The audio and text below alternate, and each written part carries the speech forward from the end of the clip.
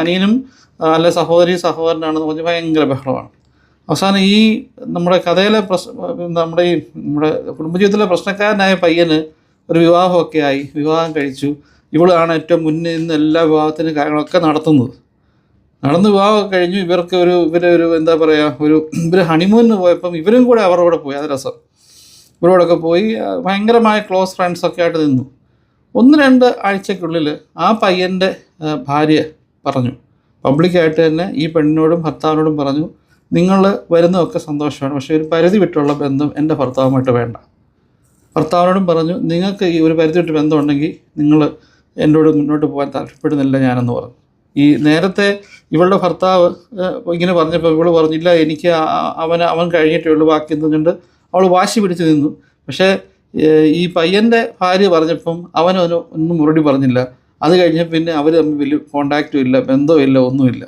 ചില കേസിലൊക്കെ പലപ്പോഴും നമ്മുടെ ഈ പറഞ്ഞല്ലേ കൂടെ നിൽക്കുന്നത് പറഞ്ഞാൽ മറ്റൊരു ഉദ്ദേശത്തിന് പോകുന്ന ആൾക്കാരുണ്ട്.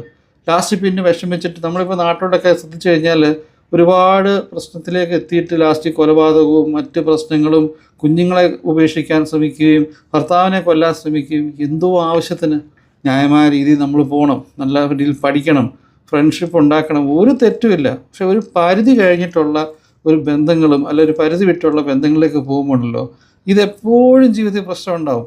ഈ പയ്യനൊരു പാമ്പിടിച്ച് ചെറുക്കനായതുകൊണ്ടാണ് ഈ പെൺകൊച്ച് ഇത്രയും പ്രശ്നങ്ങൾ കാണിച്ചിട്ടും അവളെ ഉപേക്ഷിക്കാനോ അല്ലെ അവളോട് ബഹളം ഉണ്ടാക്കാനോ പ്രശ്നമുണ്ടാക്കാനോ പോകാത്ത സാധാരണ ഏതൊരു വ്യക്തി അതിലും ശരിക്കും ഇതിന് റേസാവും. ഇന്നത്തെ കാലത്ത് ആരും അങ്ങനെ സഹിക്കത്തില്ല. ഇതേ സംഭവം നേരെ തിരിച്ച് ഈ പയ്യൻ ചെയ്താൽ ഏതെങ്കിലും പെണ്ണുങ്ങൾ സമ്മതിക്കുമോ? ഒരിക്കലുമില്ല.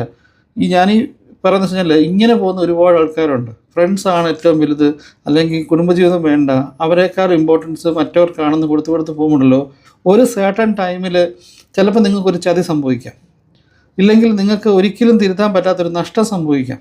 ഇല്ലാന്നുണ്ടെങ്കിൽ ഈ രണ്ടാമത്തെ കഥയിലെ സംഭവം പറഞ്ഞ തന്നെ അവരുടെ വീട്ടിൽ നിന്ന് നിങ്ങളെ പടിയടച്ച് പിണ്ടം വെക്കാനുള്ള സാധ്യതയുണ്ട്.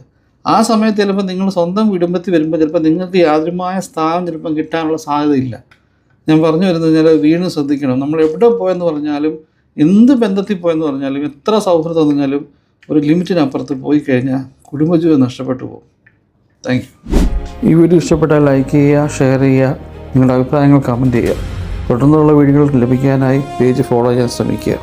നിങ്ങൾക്ക് ഇതുപോലൊരു അനുഭവം എന്നോട് പങ്കുവെക്കുവാൻ ആഗ്രഹിക്കുന്നുണ്ടെങ്കിൽ എൻ്റെ വാട്സപ്പ് നമ്പറായ 919745726199 എന്ന നമ്പറിലേക്ക് വോയിസ് മെസ്സേജ് അയക്കുകയോ അല്ലെങ്കിൽ ഒരു ടെക്സ്റ്റ് മെസ്സേജ് അയക്കുകയോ ചെയ്യുക.